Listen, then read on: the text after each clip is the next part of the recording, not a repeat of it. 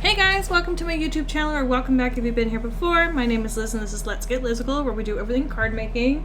And today we are going to make a Halloween card because it's October. And we're going to be using, of course, my favorite, deckled edges from Honeybees. You're going to get sick of seeing this die, but look at this. This is amazing. Look at that. The contrast, I mean, we're not doing it on white, we're doing it on the gray. It's still good contrast. But we're going to be doing a poison bottle shaker card. So I've already cut out all my pieces. These are extras from the Booze Cocktails add-on set for the martini.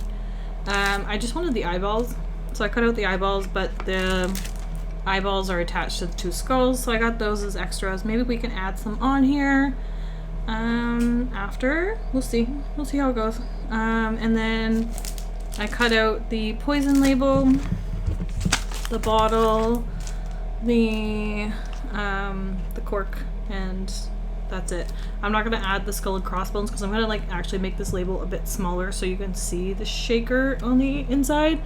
We're also going to ink blend this a little bit to give it a bit of a vignette and make it look a little bit more interesting. We're going to cut the bottle out of the black background and pop it up that way. So this white is actually for the inside of the card. It's not really necessary because this is like a light colored cardstock, but if you want, you can just add it into here to write on. But yeah, so I'll move over to voiceover and continue the card. Hey guys, voiceover Liz here now. I want to apologize in advance because most of this video is a little fuzzy. I think for some reason the autofocus was on, even though I normally have that turned off. I absolutely hate autofocus features. They just like focus on the wrong thing and then they leave the things that you actually want focused out of focus. So it's a little fuzzy in a bit, probably right here, starting from here. It'll likely be a little off and on. But yeah, so I love how this card turned out. You'll see in the end photos that I continued working on it off screen. Sometimes I do that. Do you guys ever do that when you're like, yeah, this card's done, and then you finish it, and then you look at it after, and you're just like, no, it could use this, this, and this. So I did that with this card. After I stopped filming, I ended up adding both white and glitter gel pen dots to the background just to give it a little bit more atmosphere. And I forgot to add the little skulls to it like I said I might be doing, and I added one big one, one small one. It actually really helped the card. Also, if I did this card again, I would likely not cut out this green bottle here, and I would just cut out like a rectangular green panel instead, and then maybe trace the cutout from the panel, like the black panel in this case, and then just ink blend in from there. It's just a lot easier to line up, and then if you see anything from the inside, it will still be green beyond that, if that makes sense. Just because it was a little bit difficult to set this up and then try to align it. Plus it wasn't actually centered. I ended up having to cut all this like off the base. For some reason, I think I got like a glue or something on the base, and then I tried to get it off with my adhesive eraser, but it like ended up scratching up the cardstock. So I ended up cutting it off and putting it on a new card base and then recentering it. I think also because I potentially flipped the panel the wrong way when I did the tape. Like the tape here should be on the opposite side, not the side that it's on, because of the way the die cut looked when I looked at it after. So this card turned out great, but it was also a hot mess to work on. But yeah, so I have the eyeballs from the other Spellbinder set, which is the martini add-on, like the Halloween version.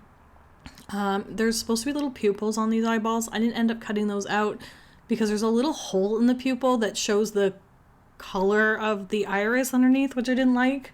That doesn't make sense to me. Like I would have just done the die as like a solid circle, and then if the person wanted to, they could add like a white highlight with a gel pen or something, or I would have added the hole to the iris and the pupil so that it would like look through to the red underneath. That's just me though. I don't know, I'm a little picky sometimes when it comes to dyes, so I try to set up my dyes how I think people would like to use them. And Spellbinders does a great job most of the time, but like sometimes I'm just like, why did you pair these two together? Like, it doesn't make sense. Now I'm having to cut this out of this color and this color because there's two different dyes on here that I would normally cut in two different colors. But anyway, also I put the tape over the top lip of the bottle, which I was like, okay, that's gonna work fine. No, I forgot that the back part of the bottle, like, opening is part of, like, the main dye. Like, there's a little strip that goes onto the top, but it just goes onto the front and not the whole top of the bottle, if that makes sense. If you have the dye, you'll know what I'm talking about. But, like, when the cork gets put there, there's still space to either side of it that shows the back of the bottle. So I ended up cutting the bottle opening again, ink blending it a little bit, and then putting the, like, front portion of it on here. And it actually kind of worked out because it helped leave a solid space for the cork to go on to. Otherwise it would have, like, dipped down a little bit from the raised area of, like, its acetate paper, and then it would have been like the cork on top would have kind of sunk in a bit. You wouldn't notice. But again, it's just a little bit easier. It just makes it more of a flat surface. So I'd probably do it that way again, no problem. For the poison label, because I made this into a shaker, I wanted more of it to be shown. So I ended up using the top of the solid label to kind of, like, slide down, draw a line, and then cut it out, just so it still had a bit of, like, the same curve that the top of the label had. And I cut it both in, like, a dark brown and then a Kraft paper, just to make it look a little bit more vintage. And then for the shaker bits, again, I use my nail confetti that I bought a long time ago on Amazon. You can use sequins or whatever else you want to use. I just want to use up these confetti bits. I am running out of a lot of the good colors though, so like, you can see there's a lot of pastels in that one container. I may or may not use those, who knows. It was definitely worth it to buy them for this purpose, but, you know, different colors would be better. And then for the sentiment, I use a sentiment from the stamp set that came with this die kit. And I think it says, I hope your Halloween is to die for, which was fitting to me for the poison bottle. So yeah, that's pretty much our card. Again, I'm going to add a few things off camera, but you'll see that in the final photo.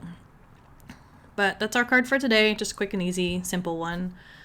With a few tips and tricks on how to do it a little bit better. So thanks again for joining me for today, guys. If you like this video, please give it a thumbs up, comment down below, and let me know your thoughts.